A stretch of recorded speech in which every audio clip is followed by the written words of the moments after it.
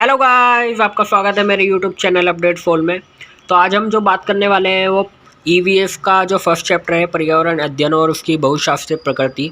ये first semester वालों के लिए आप वीडियो मैंने बनाई है क्योंकि वो न्यू स्टूडेंट्स हैं, उनको थोड़े पढ़ने में प्रॉब्लम है और ये क्योंकि उनके पास अभी स्टडी मटेरियल नहीं है। तो मैं आपको बता देता हूँ कि फर्स्ट चैप्टर में क्या इंपॉर्टेंट है। ये सारा जितने भी मैंने वीडियो में जितने भी टॉपिक क्लियर करे हैं वो सब आपके सिलेबस के अकॉर्डिंग है, ठीक है। तो टेंशन लेने की ज़रूरत नहीं है। अब मैं आपको पूरा ईवीएस के जितने भी चैप्टर है वो सब क्लियर कर दूंगा एग्ज़ाम से पहले। तो स्टूडेंट्स, बिना किसी बकवास के हम स्टार्ट करते हैं चैप्टर, क्योंकि आपके एग्ज़ाम भी बहुत जल्दी आने वाले हैं। तो ये फर्स्ट चैप्टर है, आपके सिलेबस के अकॉर्डिंग है। आपने सिलेबस देख लिया होगा, इसलिए मैं उसको नहीं दिखा रहा हूँ। तो सबसे पहले यहाँ बात कर लेते हैं कि पर्यावरण। आपको पर्यावरण के बारे में जानने से पहले आपको पता होना चाहिए कि पर्यावरण की क्या विशेषता है और किस तरीके से पर्यावरण का मतलब क्या है, वो सब यहाँ डिस्कस करते हैं। तो मैं आपको बता दूँ, पर्यावरण का जो उद्भव है वो परि प्लस आवरण से हुआ है, जिसका संधि विच्छेद करने के बाद हमें पता चलता है पर्यावरण वे आवरण है। ठीक है गाइस, इसको थोड़ा नोट करते चलेंगे। पर्यावरण वे आवरण है जो जीव के चारों ओर उपस्थित है, अर्थात जल, थल, नभ तीनों में जैविक और अजैविक रूप में उपस्थित सभी अवयव पर्यावरण का ही एक भाग है। यहाँ पे जीव का मतलब यहाँ पे मनुष्य भी है, यानी कि हमारे चारों ओर जो भी चीज़ें हैं वो सब पर्यावरण है। इसमें पेड़ पौधे, ऑक्सीजन, सूरज का ताप, ये जितने भी आप अपने चारों ओर जो भी चीज़ देख रहे हैं वो सब पर्यावरण है। पर्यावरण का मतलब हमारे चारों ओर घिरी हुई हर वस्तु जो जो प्रकृति द्वारा उत्पन्न है वो सब पर्यावरण है, ठीक है। तो आगे पढ़ लेते हैं। फिर भाग ही पर्यावरण अध्ययन उस हर महत्वपूर्ण मुद्दे का सामना करता है जो कि किसी भी जीव को प्रभावित करता है। यानी कि पृथ्वी पर जितने भी जीव हैं, वो मनुष्य हो, वो जानवर हो, वो कीड़े मकोड़े हो, कोई भी पक्षी हो, उन सबको जो भी प्रभावित करता है वो सब हमारे पर्यावरण में एक बहुत ही इम्पोर्टेंट मुद्दे हैं, जिनका हमें उनको पढ़ना है, उनका सॉल्यूशन ढूंढना है। ये सब वही चीज़ें मुद्दों का यहाँ पे मतलब कि जो भी हानिकारक चीज़ें हैं ना, जो मनुष्य को प्रभावित करती है, जीव जंतुओं को प्रभावित करती है, वो उन सबको मुद्दे कहा गया है यहाँ पे, ठीक है। ये एक कई विषयों को मिलाकर किए जाने वाला अध्ययन है जो हमारे रोज़ के जीवन यापन पर अपना प्रभाव छोड़ते हैं। यानी कि पर्यावरण, जब हम पर्यावरण अध्ययन की बात करेंगे, जब पर्यावरण में अध्ययन शब्द जुड़ेगा उसमें आपको पर्यावरण में सब प्रभावित करने वाली चीज़ों के बारे में भी पढ़ना होगा। और जब पर्यावरण की बात करेंगे तो सिंपल सी बात है कि मनुष्य, जीव जंतु, मतलब कि पर्यावरण का मतलब है कि आवरण यानी चारों ओर घिरा हुआ, यानी कि प्रकृति द्वारा उत्पन्न चीज़ों से घिरे हुआ संसार, उसे कहते हैं पर्यावरण। पर लेकिन जब पर्यावरण अध्ययन जुड़ जाएगा वहाँ पे हमें हर पर्यावरण से रिलेटेड हर चीज़ के बारे में पढ़ना होगा। यानी कि पर्यावरण में किस तरीके से प्रभावित करने वाले कुछ कारक हैं जो पर्यावरण को दूषित करते हैं, हानि पहुंचाते हैं, उन सब के बारे में हमें अध्ययन करना होगा, ठीक है। फिर आगे बढ़ते हैं। फिर यहाँ पे कहता है पर्यावरण के निम्न प्रकार से परिभाषित किया गया है। तो यहाँ पे देखो, आप कोई सी भी एक इन तीनों में से कोई भी एक अच्छे से समझ लो। परिभाषा 1-2 लाइन की होती है, पर लेकिन आपको ये भी हो सकता है कि आपके ऊपर पर्यावरण के ऊपर नोट लिखने को आ जाए, तो 15 नंबर का भी हो सकता है, 10 नंबर का भी हो सकता है। तो आप ना थोड़ा डिटेल में पढ़ते चलना, समझते चलना। अगर आप समझ गए ना, फिर आप अपने पास से बना के भी लिखोगे ना, तो आपको पूरे नंबर मिलेंगे। तो क्या कहता है, पर्यावरण समस्त जीवों के चारों ओर उपस्थित जैविक, अजैविक घटकों तथा प्राकृतिक एवं अप्राकृतिक परिस्थितियों का योग है। यानी पर्यावरण क्या है, जितने भी दुनिया में जीव है, मनुष्य, उनके चारों ओर जो भी अजैविक और अजैविक में तो आपको पता है क्या क्या चीज़ें आती हैं, जैविक में क्या क्या चीज़ें आती है, हमने 11, 12, 9, 10, 7 में बहुत पढ़ा है। प्राकृतिक या अप्राकृतिक उपस्थितियों का योग, यानी प्रकृति में जितनी भी चीज़ है ना, उससे जो भी मनुष्य घिरा हुआ है, जीव घिरे हुए हैं ना, उन सबको क्या कहते हैं, पर्यावरण। फिर आगे पढ़ लेते हैं सेकंड। पर्यावरण पृथ्वी पर उपस्थित सभी जैविक, भौतिक व रासायनिक अवयवों का सम्मिलित रूप है जो मनुष्य को प्रभावित करता है, जिसे मनुष्य प्रभावित करता है। मतलब ऐसी बहुत सारी चीज़ें जो मनुष्य को भी प्रभावित करती है और मनुष्य भी उन चीज़ों को प्रभावित करता है। ठीक है। जैसे जल है, अब जल से मनुष्य प्रभावित है और मनुष्य जल को गंदा करता है तो जल को भी प्रभावित कर रहा है ना। तो पर्यावरण, अब थर्ड समझते हैं, पर्यावरण समस्त सामाजिक, जैविक, भौतिक व रासायनिक कारकों का योग है जो सभी जीवों के चारों ओर एक आवरण के रूप में उपस्थित है। मतलब पर्यावरण जो है ना एक सामाजिक, सोशल, जैविक, भौतिक व रासायनिक कारकों का योग है। यानी कि मतलब देखो यार, सिंपल सी बात है भैया, हमारे चारों ओर आप नज़र दौड़ाओगे तो आपको बहुत सारी चीज़ें मिलेंगी। ठीक है। सामाजिक में क्या कह दिया हमने, सामाजिक में ये आपके पार्क, ये आपके पुल, ये आपके फ्लाईओवर, ये सबको ने सोशल कह दिया है। और बाकी का जैविक में क्या गया, जैविक में आपके पेड़ पौधे आ गए, आपका पानी आ गया, आपकी हवा आ गई, ये सब क्या जैविक हो गए। भौतिक में जो भौतिक रसायन जो होता है जितना भी वो सब आ गया। तो ये सब ना जितने भी आपके नज़र दौड़ा के देखो ना, जितनी भी चीज़ें हैं वो आपके चारों ओर है, तो उसी चीज़ को पर्यावरण कहते हैं। ठीक है। अब थोड़ा सा इसको आपने समझ लिया होगा तो आगे बढ़ते हैं। अब आता है पर्यावरणीय कारक। देखो सिलेबस में थोड़े से टॉपिक ऐसे नाम दे रखे जो आपने सुने ना हो, पर वो इंग्लिश में नाम है, पर अगर आप हिंदी में भी दोगे तो आप हिंदी मीडियम के बच्चे हो तो आप हिंदी में ही लिखोगे, शुद्ध हिंदी में। ठीक है। जो मेन पॉइंट होते हैं वो शुद्ध हिंदी में होते हैं। ऐसा कुछ नहीं है कि भैया इंग्लिश में टॉपिक लिखा था सिलेबस में तो आप भी वहाँ लिखोगे, ऐसा कुछ नहीं है। वो ऐसे ही थोड़ा सा ध्यान भटकाने के लिए करते हैं, पर आपको हिंदी मीडियम में लिखना है ना पेपर, तो हिंदी मीडियम में ही, मतलब उसका ट्रांसलेशन जो है हिंदी में ही होना चाहिए वर्डों का। ठीक है। तो अब हम पढ़ते हैं पर्यावरणीय कारक। पर्यावरण में ही समस्त जीव जंतुओं का जीवन संभव है।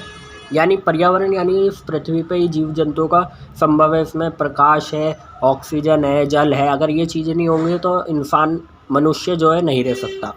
अगर समझो हवा है पर जल नहीं है बिल्कुल भी, तो हवा से तुम रह लोगे, फिर भी पानी की तो ज़रूरत पड़ेगी ना, तो वो संभव नहीं हो पाएगा।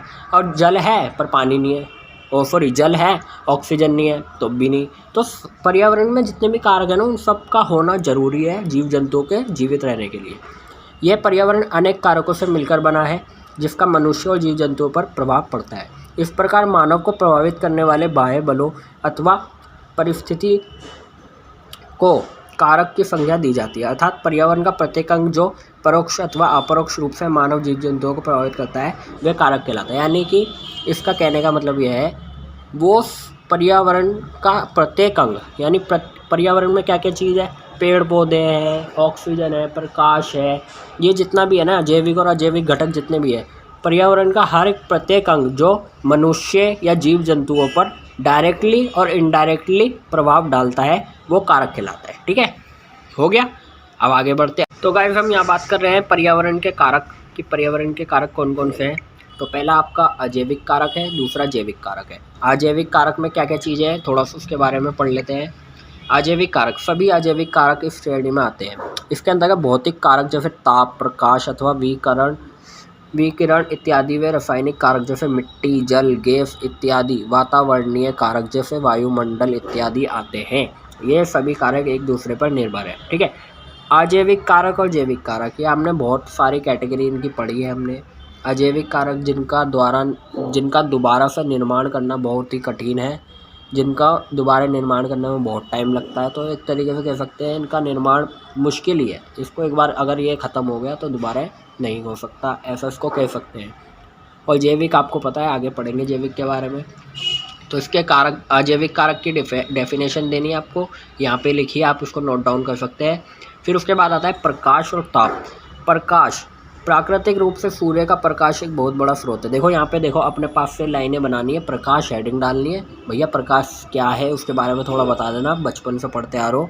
फिर उसके बाद कहता है प्रकाश की, यहाँ से देखो ये कहता है प्रकाश की उपस्थिति में ही पेड़ पौधे प्रकाश संश्लेषण करते हैं और अपना खाना बनाते हैं। आपको पता है क्या क्या कार्य है, आपको बस ना प्रकाश से रिलेटेड थोड़ा बताना है, फिर उसके काम बताने हैं, किस किस को प्रभावित करता है वो बताना है, इसका उपयोग कौन कौन करता है, ये सब आपको बता देना है। ठीक है। कम से कम आधा, मैं चाहता हूँ आधा पेज तो आप भर दो। ये थोड़ी सी 3-4 लाइन लिखिए, पर आगे 3 लाइन आपने समझ ली ना तो आप बना के आराम से एक पेज लिख दोगे, इसमें कोई टेंशन वाली बात नहीं है।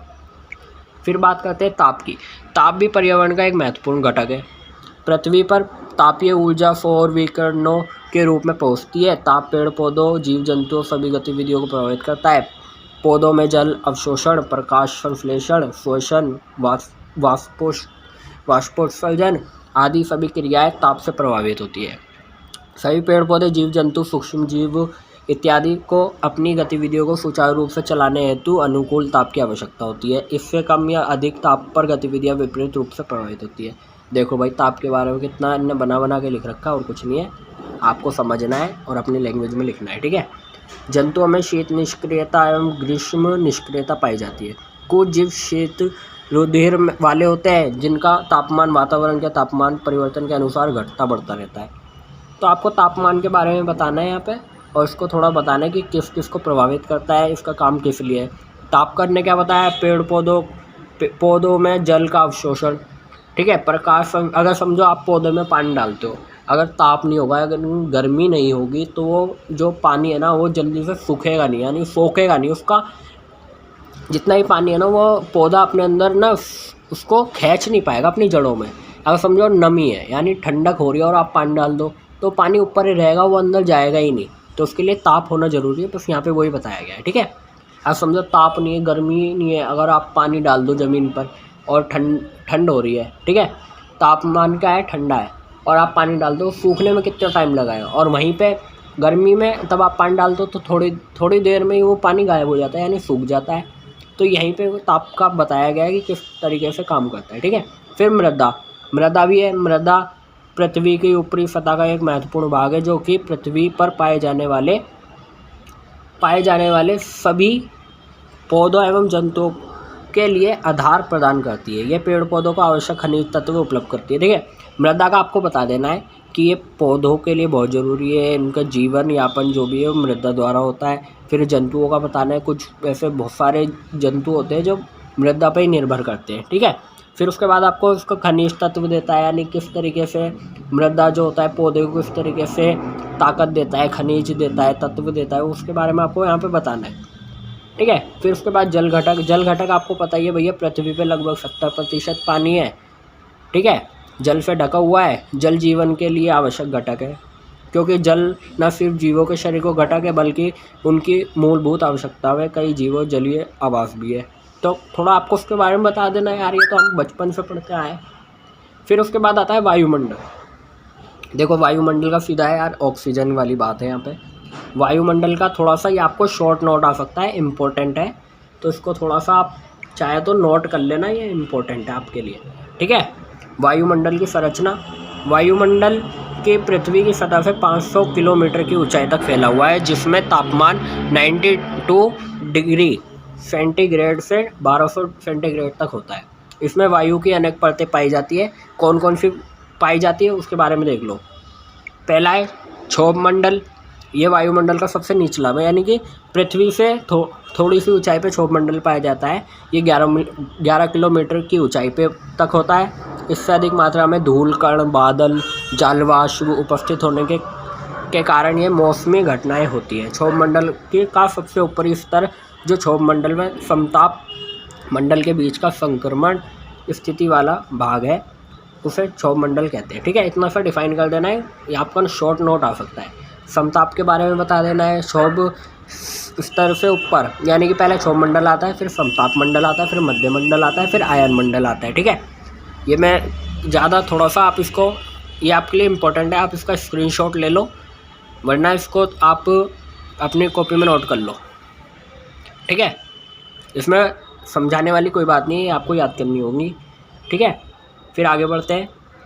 अब आता है पर्यावरण की विशेषताएं। आपको एक क्वेश्चन आ सकता है कि पर्यावरण क्या है, पर्यावरण का महत्व समझाइए और उसकी विशेषताएं बताइए, ऐसा क्वेश्चन आ सकता है आपके में। तो यहाँ पे देखो, यहाँ पे इन्हें शॉर्टली बता रखा है, आपको ये हेडिंग बनाकर थोड़ा लंबा कर देना है क्वेश्चन आंसर, ठीक है। पर्यावरण की विशेषताएं। पर्यावरण का निर्माण जैविक व अजैविक तत्वों से मिलकर बना है। जीवों के चारों ओर की वस्तुएं पर्यावरण का निर्माण करती है। पर्यावरण सदैव परिवर्तनशील है, या कभी जैसे गर्मी पड़ती है, सर्दी पड़ती है, बारिश होती है, ये सब क्या है, परिवर्तन हो रहा है पर्यावरण में, ठीक है। इसकी परिवर्तनशीलता के प्रमुख कारण सूर्य से प्राप्त ऊर्जा है। पर्यावरण के प्रति जीवों में अनुकूलता पाई जाती है। पर्यावरण स्वपोषण व स्वनियंत्रण पर आधारित है। पर्यावरण के अंतर्गत विशिष्ट भौतिक क्रियाएं कार्यरत होती है। पर्यावरण में पार्थिव एवं एकता, ये आप थोड़ा सा इसको पढ़ लेना, बहुत आसान है।